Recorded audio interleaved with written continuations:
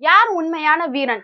வாளை எடுத்துட்டு போருக்கு போறவங்க உண்மையான வீரனா, இல்ல பிசிக்கலா ஸ்ட்ராங்கா இருக்கவங்க, ஃபிட்டா இருக்கவங்க உண்மையான வீரனா அப்படின்னு கேட்டா, நபி ஸல்லல்லாஹு அலைஹி வஸல்லம் சொல்றாங்க, யார் தன்னுடைய கோபத்தை கட்டுப்படுத்துறாங்களோ அவங்கதான் உண்மையான வீரன்னு சொல்றாங்க.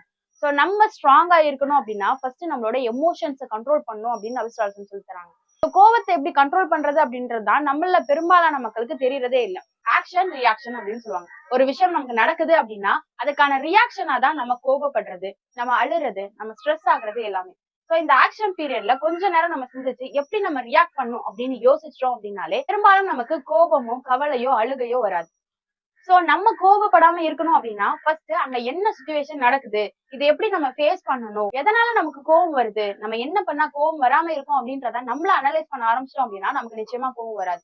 சோ இன்ஷா அல்லாஹ் கோபத்தை கண்ட்ரோல் பண்ணனா உண்மையான வீரனா, நபி ஸல்லல்லாஹு அலைஹி வஸல்லம் சொல்லி காட்டிய வீரனா வாழக்கூடிய மக்களாக நம்மள அல்லாஹ்